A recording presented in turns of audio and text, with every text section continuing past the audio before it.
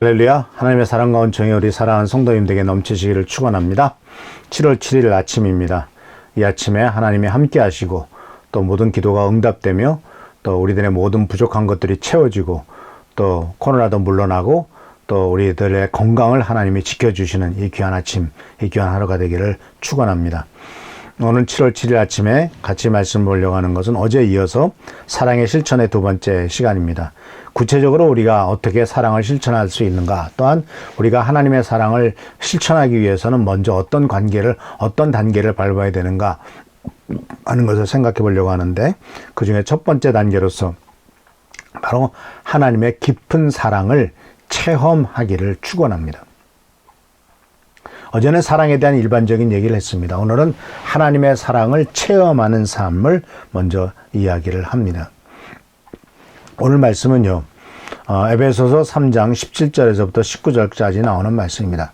이것은 사도 바울이 에베소 성도들을 위해서 기도하는 내용입니다. 성도들을 위해서 기도하는 내용, 기도하는 말씀을 같이 한번 보겠습니다.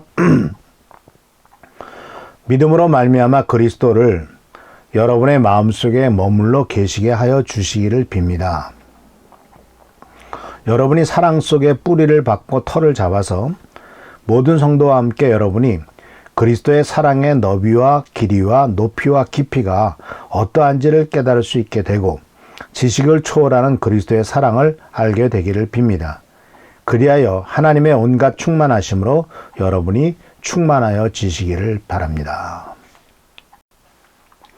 오늘 이 말씀은 먼저 3장 14절에 사도 바울이 내가 무릎을 꿇고 에베소 성도들을 위해서 기도합니다 라고 이렇게 말하고 있어요. 무릎을 꿇고 에베소 성도들을 위해서 간절한 마음으로 기도하는 내용이 이제 오늘 본문 말씀인데요. 이 기도의 성격은 바로 뭐냐면은 공통적으로 이 에베소서 3장 17절에서부터 19절까지 말씀 속에서 여러 번 반복해서 나오는 것이 바로 뭐냐면 사랑이라고 하는 단어입니다.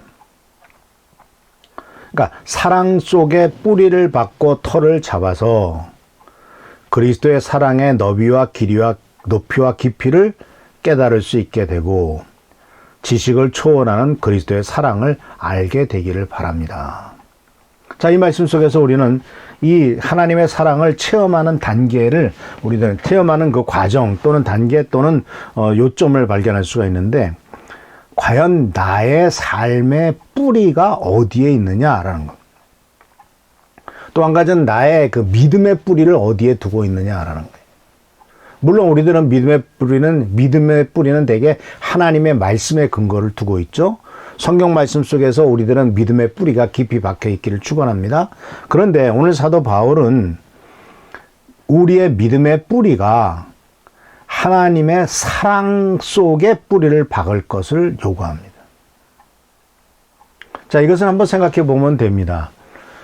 우리 인생이 이 세상에 이제 정말 엄마 아빠의 결혼 생활 속에서 핏덩이로 태어나죠.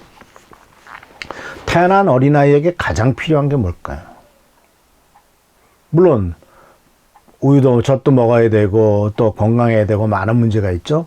그런데 그 어떤 것보다도 가장 중요한 것은 바로 부모님의 사랑이죠. 엄마의 사랑이, 엄마의 희생, 사랑에서 나오는 희생이고 또 아빠의 사랑과 관심이기도 합니다. 그 유명한 얘기가 있지 않습니까? 그 원숭이를 태어난 원숭이에게 이제 그 인형으로 두 원숭이를 엄마 원숭이를 만드는데, 한 엄마 원숭이는 이 부드러운 천이 아니라 그냥 젖만 줄 수 있는 그런 것을 만들어 놨고, 한 인형 원숭이는 천을 부드럽게 만들어서 아주 따뜻한 품을 만들었다고 할 때 이 태어난 원숭이가 젖 먹을 때는 어쩔 수 없이 가지만은 보통 때는 따뜻하고 푸근한 그 인형 원숭이에게 안겨 있더라 하는 것을 얘기하는 것을 들었죠. 바로 이 따뜻함, 뿌리 박힐 것은 어디냐? 바로 사랑이다.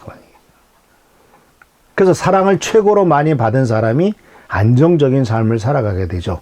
사랑을 많이 받은 사람이, 정말 부모의 사랑에 깊이 뿌리 박은 사람들이 대부분 그 성장 과정이나 모든 삶에 있어서도 굉장히 평탄하고 안정적이죠. 근데 안타깝게도 사랑을 받지 못했을 때, 부모의 정말 최고의 사랑 그리고 무한정의 사랑을 받지 못했을 때 많은 결핍된 현상들이 안타깝게 나타나는 것을 보게 됩니다. 물론 하나님의 사랑은 그 모든 부모의 사랑보다도 더 크기 때문에 나중에 하나님의 사랑을 깨달으면 어렸을 때 받지 못한 부모님의 사랑으로부터도 다 극복해 나갈 수가 있겠습니다만, 그러나 하나님의 사랑도 역시 부모님을 통해서 또한 사람을 통해서 전달되는 것이기 때문에 하나님의 사랑이 모든 것을 다 커버하긴 하지만 역시 또 인간의 사랑, 인간의 뿌리 박은 사랑도 절대로 무시할 수 없다는 것을 발견할 수가 있습니다. 근데 어쨌든 간에 이렇게 사랑 속에 뿌리를 박아야 되겠고, 또 예수 그리스도의 사랑의 넓이, 길이, 높이, 깊이를 깨달아야 되겠고, 그래서 지식을 초월하는 그리스도의 사랑을 알게 되기를 바란다라고 사도 바울이 에베소 성도들을 위해서 간절히 기도했습니다. 근데 왜 그리스도의 사랑을 지식을 초월한다고 그랬을까요? 그러니까 우리의 인간의 이해로는, 인간의 그 지식으로는 이해할 수가 없다는 것이죠. 지식을 뛰어넘는 거죠. 어떻게 신이 인간을 사랑할 수가 있느냐? 어떻게 절대적인 신이 이 죄 많은 인간을 사랑해서 당신의 목숨을 버릴 수가 있느냐? 이것은 우리들의 지식의 한계를 넘는 거죠. 그러니까 지식을 초월한다는 겁니다. 다시 말하자면 내가 이해하지 못하더라도 그 이해를 뛰어넘는 게 예수 그리스도께서 우리를 사랑하신 사랑이다. 그러니까 우리가 꼭 이해해야만 하나님의 사랑을 이해할 수 없는 것이고, 이해해야만 하나님의 사랑을 깨닫는 것이 아니라 지식을 초월하는 그리스도의 사랑을 그것을 경험하고 알게 되기를 이렇게 바란다라고 사도 바울이 말한 것을 볼 수가 있습니다. 그래서 뿌리를 받고, 그 사랑 안에 뿌리를 받고 그 사랑 안에서 이제 성취되는 것이고요. 털을 잡는 것이고, 그 다음에 바로 하나님 그리스도의 사랑을 깨닫게 되는 것, 그리고 또한 얼마나 넓은지를 깨닫게 되는 것, 그리고 또 그의 사랑이 모든 지식을 초월한다는 것을 경험하게 되는 것을 우리들에게 요구를 하고 있죠. 자, 그러면 이와 같은 것을 경험하게 될 때가 언제일까요? 바로 우리가 벌써 몇 년 됐습니다만은 인카운터 수양회라든가 또는 어떤 영적인 수련회를 하게 되었을 때 정말 깊은 기도 속에서 예수 그리스도께서 얼마나 나를 사랑하시고 얼마나 나를 축복하시는가 하는 것을 실제로 느끼는 경우가 있지 않습니까? 그 하나님의 사랑이 우리 마음속에 뜨겁게 들어와서 그 사랑으로 말미암아 정말 감격하고 눈물을 흘리고 그 사랑 속에서 어찌할 줄 모르는 그런 상황을 우리들 모두가 다 경험하지 않습니까? 안타까운 것은 세상이 바뀌고 또 우리들의 삶도 점점 시간이 흘러가고 이런 또 매너리즘에 빠지면서 그런 정말 뜨거웠던 사랑, 그리고 정말 예수 그리스도에게 사랑을 느꼈던 그런 것들이 조금씩 이렇게 쇠퇴해져 가는 것, 이런 것들은 정말 안타깝죠. 이런 하나님의 사랑을 경험하는 것이 다시 한번 회복되기를 축원합니다. 우리도 이 회복을 위해서 다시 기도하고 회복을 위해서 우리가 다시 힘써야 될 때가 온 것 같습니다. 그래서 하나님의 사랑을 체험한다는 것, 결국 그 깊은 사랑 속에서 결국 힘이 생기고, 그 깊은 사랑 속에서 용기가 생기고, 그 깊은 사랑 속에서 모든 절망과 좌절을 딛고 일어설 수가 있다라는 사실이죠.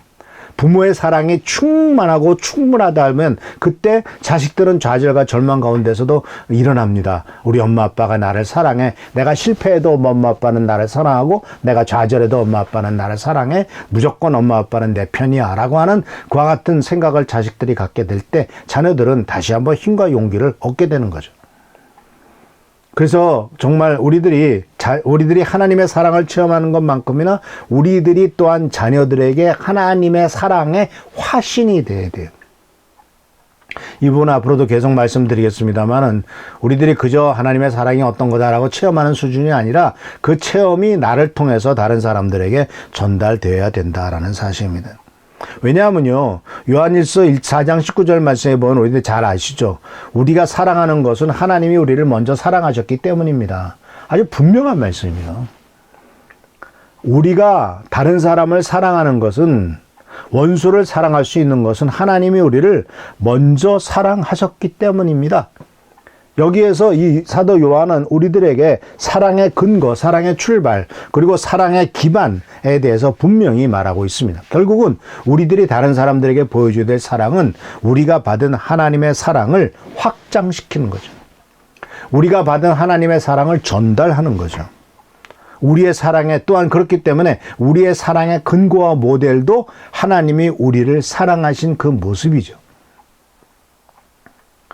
내 생각과 내 판단에 근거해서 또는 나의 경험에 의해서 다른 사람을 사랑하는 게 아니라 예수 그리스도께서 우리를 사랑하신 그 사랑을 근거해서, 그리고 또 어떤 경험이 있다면 내가 경험했던 그 하나님의 사랑을 경험했던 그 사랑을 근거해서 바로 다른 사람들을 사랑을 해야 되는 것입니다.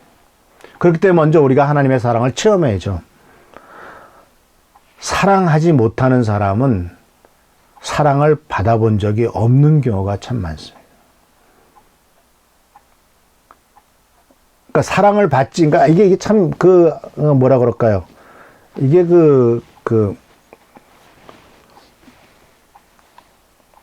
악순환이죠. 사랑을 받아본 적이 없기 때문에 남을 사랑하지 못합니다. 남을 사랑하지 않기 때문에 바로 또 사랑스러운 존재가 되지 못합니다. 그렇기 때문에 또 사랑을 받지 못하죠. 그러니까 결국은 먼저 하나님의 사랑을 체험하는 것이 가장 중요한 일이에요. 그 하나님의 사랑은 우리가 깊은 기도 속에, 또 하나님의 말씀에 대한 믿음 속에서 나의 죄를 위해서 십자가에 달려 돌아가셨다는 것, 나를 위해서 주님이 기도하신다는 것, 이런 모든 것들이 다 하나님의 사랑을 체험하는 길이고, 깊은 영적인 하나님과의 관계 속에서 하나님의 말씀에 대한 묵상과 깊은 기도 속에서 이런 하나님께서 우리를 사랑하신 것을 체험하는 여러분 되시기를 축원합니다. 그리고 그렇기 때문에 이 주님께서는 우리들을 향해서 바로 요한복음 15장 12절에 예수님께서 이제 그 마지막 때에 예수님이 십자가에 달려 돌아가기 전에 예수님이 새로운 계명을 주시죠. 요한복음 15장 12절에 이렇게 말합니다. 내 계명은 이것이다. 내가 너희를 사랑한 것과 같이 너희도 서로 사랑하여라. 여기에서 이제 서로 사랑이라고 하는 유명한 새로운 계명이 주어집니다. 우리가 알다시피 계명이라고 하는 것은 십계명을 다 알죠. 그리고 그것에 대해서 신명기나 레위기에서 그것을 둘로 나누지 않습니까? 첫 번째가 가장 큰 계명이 뭐냐? 내 마음을 다하고 뜻을 다하고 생명을 다하고 모든 것을 다하여 주 너의 하나님을 사랑하라는 것이 첫 번째 계명이고, 두 번째 계명은 바로 뭡니까? 내 이웃을 내 몸과 같이 사랑하라. 이 두 계명 안에 십계명 모든 것이 다 들어가지 않습니까? 근데 예수님께서 이 땅에 오셔서 바로 서로 사랑하라고 하는 유명한 새로운 계명을 주시죠. 이것은 바로 모든 계명의 핵심이기도 합니다. 왜냐하면요, 우리가 하나님의 사랑의 통로가 되어야 되거든요. 서로 사랑하는 것은 서로에게 하나님의 사랑을 서로 베푸는 거지 않습니까? 내가 받은 하나님의 사랑을 다른 사람에게 베푸는 겁니다. 우리가 비록 어떤 경우에는 부모나 형제나 가족의 사랑을 못 받았어도 하나님의 사랑을 체험했을 때 그 받은 사랑을 가지고, 그 사랑은 이 세상의 어떤 것보다 아까 말씀드렸던 것처럼 모든 지식을 초월하는, 인간의 생각과 인간의 모든 것들을 초월하는 이와 같은 사랑이기 때문에 그 사랑을 받은 사람은 바로 다른 사람들에게 마땅히 하나님의 사랑을 전달하는 통로가 되어야 되겠고, 또 동시에 우리가 하나님으로부터 받은 사랑을 다른 사람들에게 전달할 때 그 사람은 우리를 통해서 하나님의 사랑을 체험하게 되는 겁니다.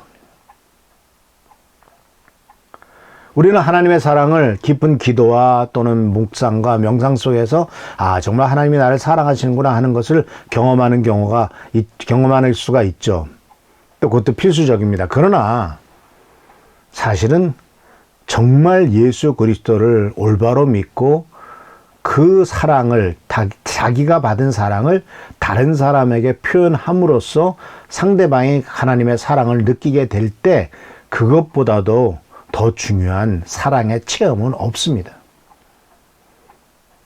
왜냐하면 우리는 인간이기 때문에 하나님이 우리를 사랑하신다라고 하는 것을 느끼기도 하지만, 그러나 사랑을 주고 사랑을 받고 하는 이 경험을 통해서 인간이 느끼는 인간에게서 받게 되는 사랑, 관심, 이것도 매우 중요하다라는 것이죠. 그리고 그것의 첫 번째는 바로 뭐냐면 부모님이 자식에게 베푸는 사랑이고 남편이 아내에게 베푸는 사랑이다라는 것입니다.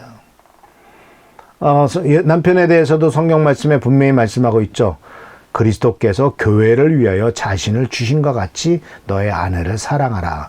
우선적으로 하나님이 예수께서 누구에게 요구하시냐면 남편에게 요구하는 것이고, 그 다음에 부모들에게 내 자녀에 대해서, 그 부모에 대해서 먼저 자녀들을 사랑할 것을 요구하고 있지 않습니까?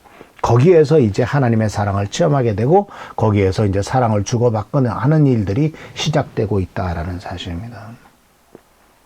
사랑하는 성도 여러분, 우리들은 먼저 하나님의 사랑을 체험해야 됩니다. 그것은 바로 영적인 부분을 체험하는 것도 있고, 또 한 가지는 다른 사람을 통해서 사랑을 체험하는 것이 있고, 그렇기 때문에 내가 그런 받은 사랑을 가지고 다른 사람에게 내가 사랑의 통로로서, 사랑의 채널로서 다른 사람에게 하나님의 사랑을 흘려보내는 일을 우리들에게 요구하고 있는 것이 하나님의 명령이다라는 것입니다. 서로 사랑하라고 하는 것이 바로 그런 뜻입니다. 그래서 눈에 보이는 하나님을 눈에 보이는 형제를 사랑하지 않고 눈에 보이지 않는 하나님을 사랑할 수 없다라고 사도 요한이 분명히 말했던 것처럼, 바로 서로 사랑을 통해서 눈에 보이지 않는 하나님을 사랑하는 것이고, 또 사람들에게 하나님의 사랑을 전달하는 것이라는 사실을 꼭 기억하면서 이 하나님의 사랑을 체험하고 하나님의 사랑을 전달하는 우리 귀한 사랑하는 성도님들 되시기를 축원합니다. 기도하겠습니다.